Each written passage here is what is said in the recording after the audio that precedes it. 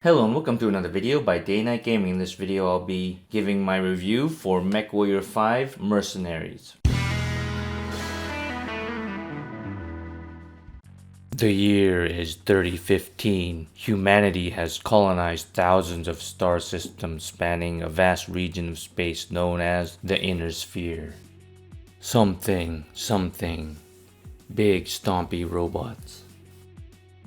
Mechwarrior 5 Mercenaries launched on December 10th of 2019 as an Epic exclusive. Luckily for me, I recently found this game on the Xbox Game Pass and decided to give this game a try. It was developed by Piranha Games, the creators of Mechwarrior Online, but unlike MWO, instead of using the CryEngine 3, Mechwarrior 5 Mercenaries uses Unreal 4 as its game engine. For those new to the Mechwarrior franchise, Mechwarrior 5 puts you as the pilot into a huge hulking robot and is a standalone story that can be played without playing the previous titles. It is set in the fictional game universe known as Battletech and can be played in first or third person view.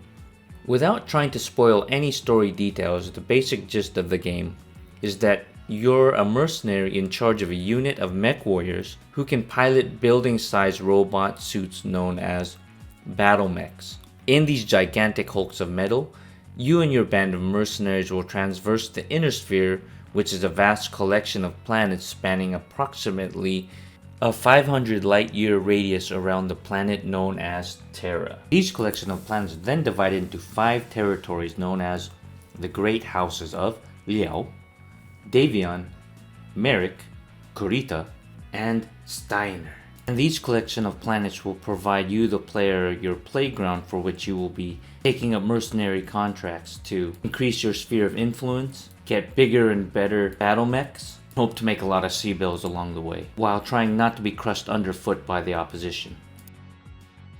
Alright, so now that we got the background information out of the way, let's discuss my thoughts and views on the game. First off, I must state wholeheartedly that I have an enormous amount of bias towards the Battletech and Mechwarrior franchises, so my judgment will definitely be a bit clouded on the following subject. I've been a lifelong fan of the tabletop miniatures war scenario game known as Battletech ever since FASA created it many years ago. I have played many Battletech computer games starting from the Crescent Hawk's inception and played every Mechwarrior game leading up to Mechwarrior 5 Mercenaries. I do not want to sugarcoat this in any way. These games are not for everyone. It is an action-based combat shooter that, while it can be played in either third or first-person view, it is not like most first or third-person shooters. Its combat is much slower paced than games like Counter-Strike, Overwatch, or Call of Duty. It's more along the lines of driving a slow-moving tank with feet. Your feet, much like a tank, will drive in a certain direction while your upper body can look and aim much like a turret of a tank would, because it rotates independently from its feet. I played on a computer with mouse and keyboard, and the best way I can explain this is that your feet move with WASD while your mouse aims the crosshairs separately. So you could be walking in one direction, but looking 90 degrees to your left or right. Also, because you're piloting a big hulking robot that maneuvers much like a tank, you can expect to not have the agility or precise control like one might have while playing more traditional first or third person shooters. While many players who enjoy the fast action most shooters can offer, for my personal taste, I quite enjoy the slower pace that Mechwarrior type games provide. It borders close to an action simulator game, similar to Tank Sims, just instead of tanks you pilot big, stompy robots. Since you're the commander of a mercenary unit in Mechwarrior 5, you also have the ability to command up to 3 other lancemates, in which this universe is considered a lance of up to 4 mechs. If you are playing solo, then the computer AI will control your lancemates, but do not expect them to play at the same caliber that an actual player might perform at. While the AI will try its best to shoot at enemies and objective targets, it is generally recommended to micromanage them using in-game commands. The problem though, is you want to try and allow them a certain amount of autometry, because if you order too many commands in a short amount of time,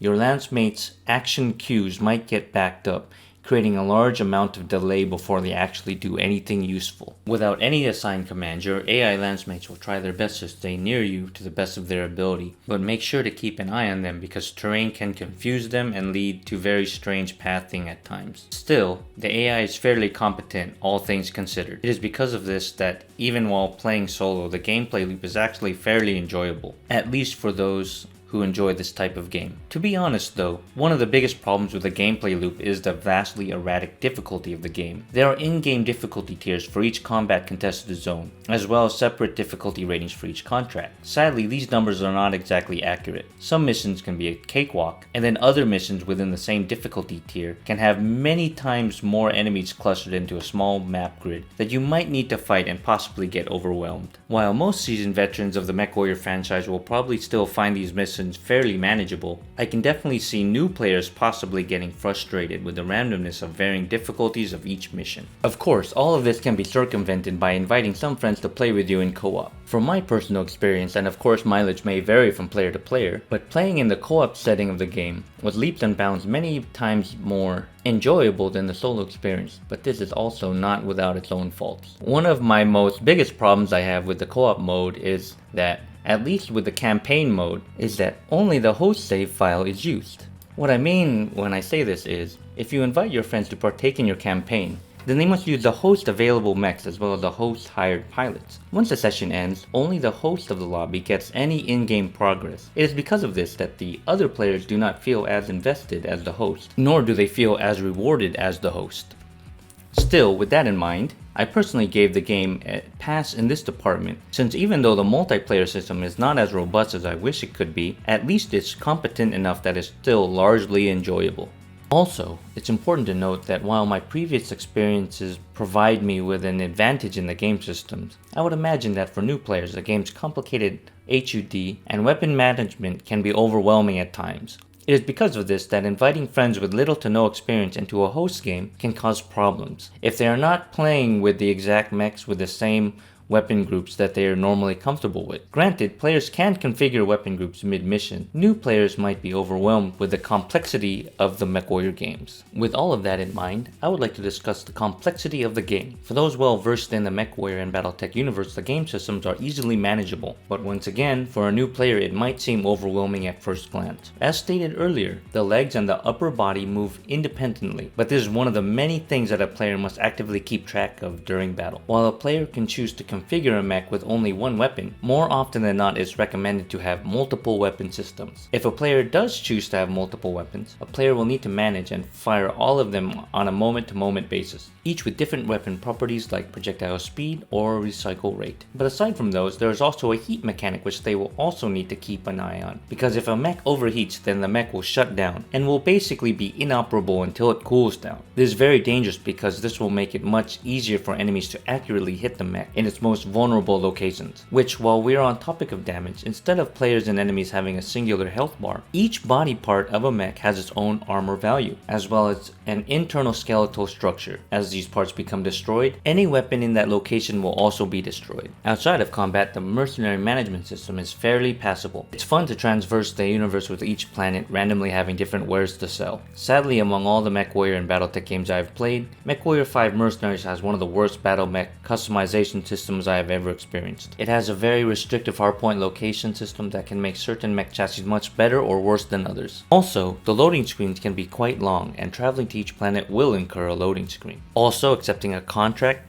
will invoke a loading timer, which is exacerbated in co-op. Then after that, players will be treated to another loading screen. Then once the mission ends, there will be another loading screen again. When playing solo, these loading screens are somewhat manageable, but when playing co-op, it can really bog down the play session. Lastly, I would like to talk about the campaign story. Sadly, when it comes to story, Mechwarrior 5's storyline is pretty bare bones. It's also pretty light on lore as well. Also, running around the commander's ship feels quite lackluster and a bit nauseating at times when ascending up the steps to the command room. Luckily, this is only required before and after certain campaign story missions. And once you climb the steps to the command room, the top talking animations the NPCs made were absolutely atrocious. It's kind of depressing that during my first playthrough, even though I wanted to be immersed in the story, I actually ended up dreading it. It's really weird to say this, but I wish I didn't have to walk around the ship because of how awkward it felt navigating the staircase, and because of how awful the dialogue animations were. I'd rather have had a 2D flat picture instead of a talking 3D sprite. Anyway, with all that in mind, here's my final review. Personally, I enjoyed the game, especially since I had a lot of fun romping and stomping across the galaxy with my friends in co-op. If you are like me and are a fan of Battletech or Mechwarrior, then I suggest giving this game a try. But if you have no experience with the genre, then I highly recommend you either try this out for free if you have Xbox Game Pass already, or if you do not, then instead try downloading the free-to-play game called Mechwarrior Online, which is also developed by PGI. You can find this game by going to mwmercs.com. If you enjoy the way the game feels, then from there you can see if you want to purchase Mechwarrior 5 Mercenaries, as it will play very similar to MWO. Definitely do not go into Mechwarrior 5 Mercenaries blind if you have never played any of these games from this genre previously, because as I stated early on in the video, this type of game is not for everyone. Thank you. I hope you enjoyed this video. If you did, please consider smashing that thumbs up button. Hit that subscribe and ring that bell for notifications on future videos that I might be posting. And until next time, take care. Goodbye.